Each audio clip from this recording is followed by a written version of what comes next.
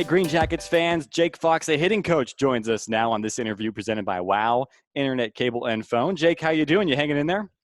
Oh, I'm doing excellent. It's crazy times, obviously, but we're all getting through. We've got our jobs to take care of and get done, but for the most part, we're getting through pretty well. My family and I are getting along. How have you been staying busy during this time?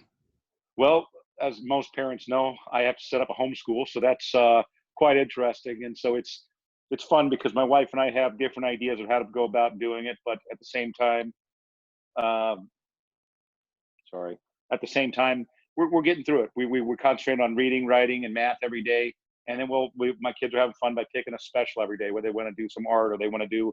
We did music one day, whether we want to do cookie baking one day or something like that. So we just have fun trying to pick out new subjects to do each day, but staying pretty busy. Plus, we're in the part of the year right now where we're doing a lot of player plans with our players, where we're talking about the mental side of the game. There's obviously not much we can do physically, so we're really diving into the mental part of the game, and I think we're really getting some things accomplished with that. How about you? What are you doing personally to get ready? I mean, I know you're obviously working with the players, like you said, but for you, how are you trying to prepare yourself? Well, I'm actually trying to use this time to make myself better. I've been reading some books about some philosophies, books about analytics. As a matter of fact, one of my bosses just sent me a book about how the numbers are coming into the game and that sort of thing. I'm excited to get through it, get to it. Um, but I've started putting some of my own thoughts down. Where I'm reading some philosophies, reading some ideas, and I'm starting to put some of my own thoughts down, trying to create some of my own presentations so that maybe when I get back to spring, I can present them to some of my players so that we can, like I said, we're getting to that mental side where hopefully we can hit the ground running whenever this thing starts up again, and all we got to do is catch them up physically. Because I'm hoping by the time we actually get to a little mini spring training or get to a season, I can have my players as mentally prepared as they possibly can be. As we go into year two for you here in Augusta, are there some things that maybe last year you thought about at the end of the season and whatnot, and now going into year two, you're ready to implement those? You know, is it exciting for you to finally have 1 year under your belt and now with that experience be able to take it into a second season with the Green Jackets? Oh, absolutely. I think you're always constantly learning, and if you're not learning, if you're not trying to learn, then I think that you're too arrogant to continue learning. But nobody knows everything, so I'm always looking for ways to get better, to make myself better, to make my players better. And I think I learned a lot with my first year in Augusta last year. It was a process where it's been a while since I've been to a low A level, and seeing how the progression of guys throughout the season takes place. I'm hoping I can prepare them for that process better this year, where maybe we can start making those adjustments earlier in the season, because we started making the adjustments, in my opinion, a little later than what we should have last season. So if I can start putting those ideas down and actually map that process, map that progress for these players, maybe then we can get them ahead of the curve and we can make those adjustments earlier. So now we can focus on making the next step in that process. What makes this level different from, because every level is different from each other, but what makes low A so special? Well, I think at each level, you have to learn a different skill. And I think especially at the low A level, you start to see pitchers that are commanding a fastball and then controlling a second pitch. Where at lower levels below Augusta, your guys don't have a feel for a second pitch. So it's mainly be disciplined to hitting a fastball and hit a fastball. But now that you're getting to this level and guys can start controlling, I'm not, and there's a difference between commanding and controlling.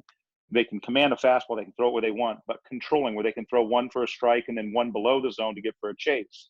Where last year you saw the progression where guys would come in and hit well against a fastball, they'd start seeing some off-speed pitches, then they would struggle with off-speed pitches, then they would make an adjustment to off-speed pitches, and then it made them late on fastballs.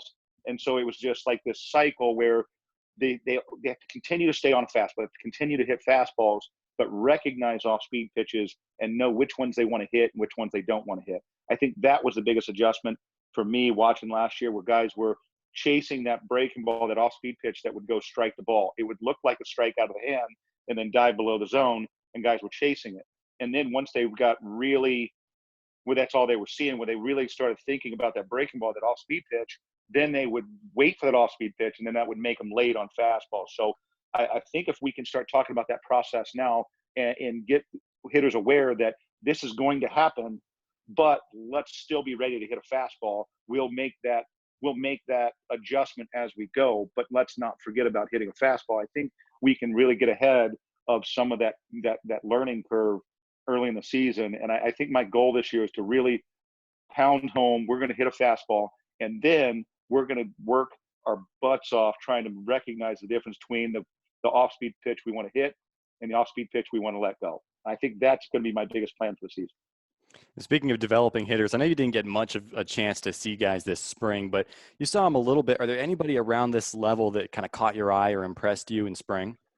Well, you are going to see, and look, we were still getting to the point where we're trying to finalize rosters in the spring training, and then all of a sudden everything stopped, and we were nowhere close to having the final roster. But you are going to see a lot of young talent come to Augusta this year. It's going to be a lot of fun to watch because we have below Augusta, you've got 5 teams, and they're all funneling into one full season A-ball team. So we're finding that I think as an organization, we're in a place where we have some very good young players fighting for jobs and fighting for a spot in Augusta, where whenever you have that competition and it pushes guys, you're going to see some guys that step up and earn a spot and probably make a name for themselves. We're going to have some young prospects that have always been prospects that are now finally to the level of their development where they can come to a full season team.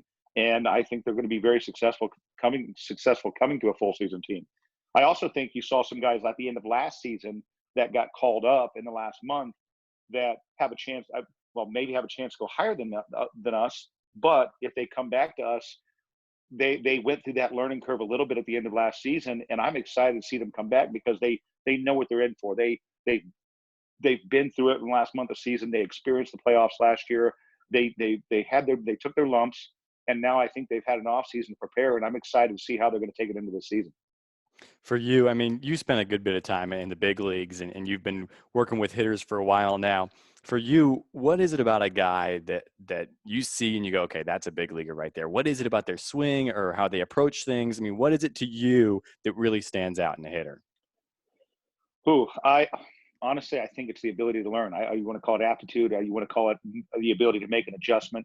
There's two things to me that stick out for me in a hitter. Number one, I think every level you go to, you have to have the ability to make the adjustment to that level. And seeing guys that are willing to try new things, willing to make that adjustment, however it has to be done. And not every adjustment you make is going to work. So willing to fail a little bit, trying to make an adjustment, knowing you have to do it. I think when a guy is realistic with himself and can say, what I'm doing may work at lower levels, but as I get higher, I'm going to get exposed to some things that I don't see at this level. Because as you get higher and guys start being able to command 2 pitches and then control a third, some of the things they're getting away with at an A-ball level, they won't be able to get away with at a higher level. So all I can do right now is just plant a seed, be like, okay, you're doing well, but at the same time, there's some things you have to get better at. So the guys that want to learn, the guys that are striving to get better, the guys that are really trying to make those adjustments, I think number one, first and foremost, are guys that have the ability to play at any level. We had a couple of those guys last year that were always searching for knowledge, always searching for ways they could get better. And I think it showed because we had some guys go up at the end of the year that really made those adjustments throughout the season. And I think number two to that question is, I call it bat to ball, precision of a swing. Because I think timing or hitting is all timing and precision. If you can be on time and you can find the sweet spot, I think no matter how it gets done, you can stand on your head and hit if you can do those two things, right? And I think a guy that has a natural ability to find the sweet spot, the natural ability to take his bat to the ball, I think is a guy for me that can translate to any level. So twofold on that.